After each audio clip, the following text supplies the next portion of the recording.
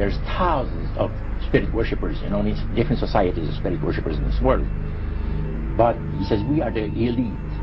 We know the real truth about the Master and his angels. The Master's grain plane for harvesting the nations, for harvesting the multitudes of the earth into his cause, just before the close of the great controversy between the forces of good and evil. So we continued, after we expressed ourselves that we're deeply interested to know more about the activities of spirits. And he said it's going to be done in a unique manner. This grain plane is going to take people are going to eat the stuff. Because he says spirits, demon spirits, will declare themselves to be inhabitants of far distant planets in the galaxies that are coming to warn the inhabitants of planet Earth of the impending destruction of the planet, unless something seriously proper is done to avoid it.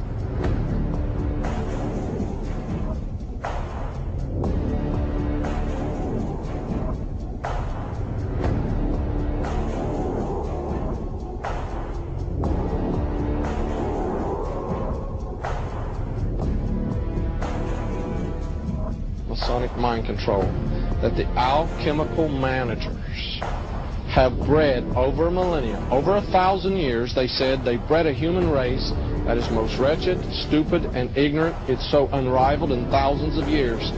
He said these blind slaves say they are free and highly educated, even as they march behind, notice this word, signs. Have you ever taken time to analyze a sign or a billboard or a logo? He says a medieval peasant would have run away in panic-stricken terror from the signs that modern man embraces.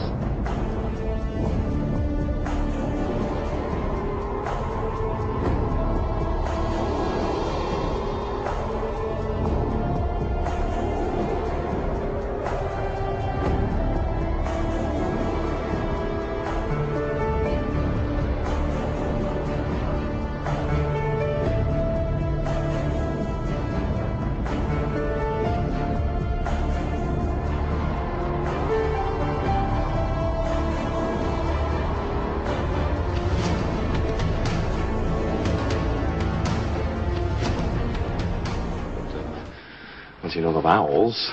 Just answer the question. Well, I mean, I just had to learn how to pronounce it. I mean, it hasn't been a living spoken language in more than 1,000 years. I mean, look at this. It says, a traveler from distant stars escaped from a dying world looking for a way to extend his own life.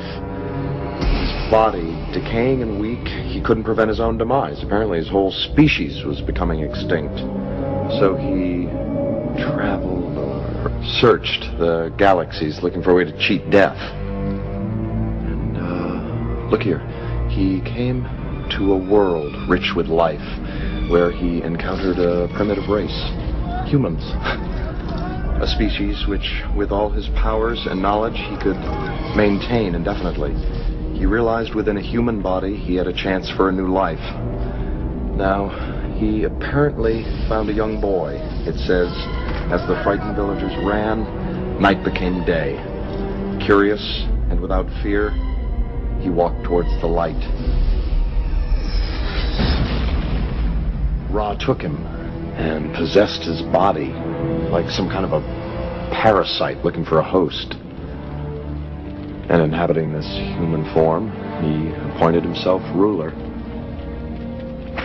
He used the Stargate to bring thousands of people here to this planet as workers for the mines, just like the one we saw.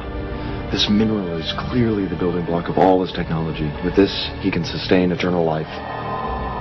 Now, something happened, where is it, back on Earth, a rebellion or uprising, and the Stargate was buried there. Fearful of a rebellion here, Ra outlawed reading and writing. He didn't want the people to remember the truth.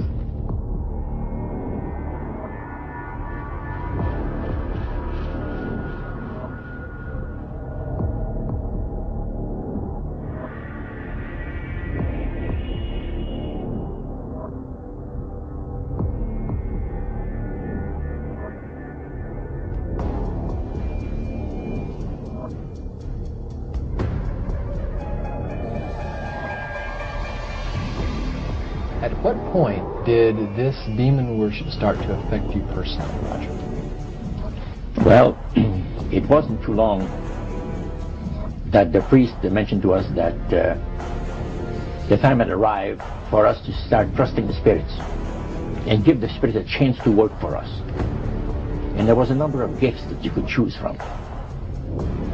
See?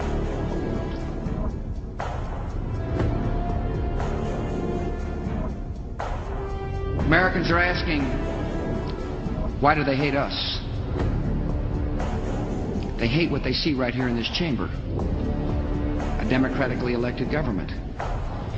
Number 10, deal with the use of slogans such as equity, liberty, fraternity into the mouths of the masses in psychological warfare. Boy, if that isn't Bill Clinton, I never saw it, never heard it before. That man is unbelievable. As former Congressman Jennemeyer describes him, he's a draft-dodging, womanizing, pathological liar, and he certainly fits into item number 10. Number 11 dealt with war, number 11 theory and goal. In 1773, Adam Weishaupt set down policies that were publicly announced in 1939, folks. 1773, publicly announced 1939 by Britain and the United States. And the war should be directed so that the nations on both sides are placed further in debt and peace conferences conducted so neither combatants obtain territorial rights. Yalta.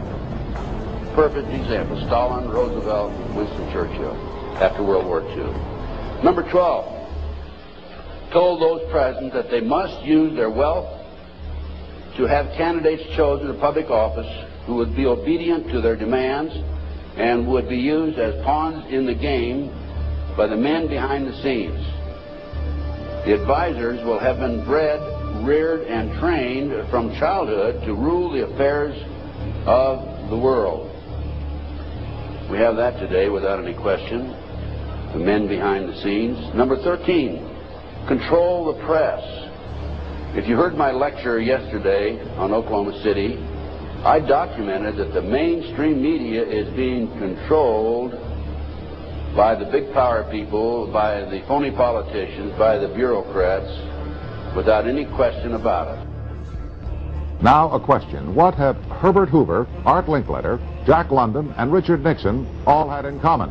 Well, they've all been members of the exclusive all-male Bohemian Club in California, where every year at this time the elite from around the country get together for 2.5 weeks of fun and games. Among its members are businessmen like Leonard Firestone and Edgar Kaiser, and political figures like Gerald Ford, Henry Kissinger, William French Smith, and George Shultz. President Reagan, Vice President Bush, and Defense Secretary Weinberger are members of other camps. Richard Nixon is a Bohemian, and so are high-ranking executives of such companies as Eastern Airlines, Standard Oil of Indiana, and Bank of America. Privacy is one of the Grove's most cherished virtues. Members may not photograph, record, speak, or write about activities at the retreat.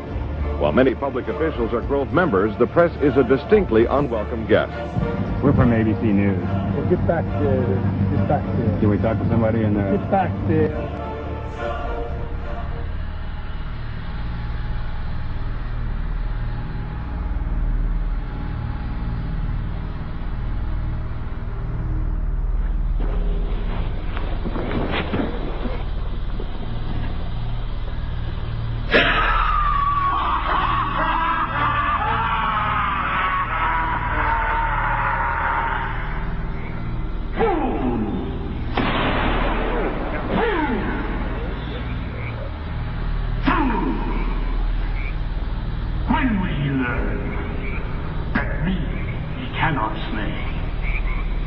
Year after year, he burned me in this room, lifting your puny shouts of triumph to the stars.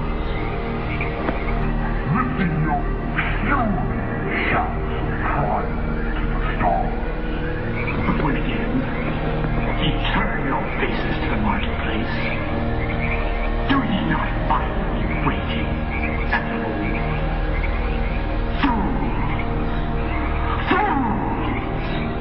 Fools to dream ye conquer town. Down mocking spirit. It is not all of you. We know thou waitest for us.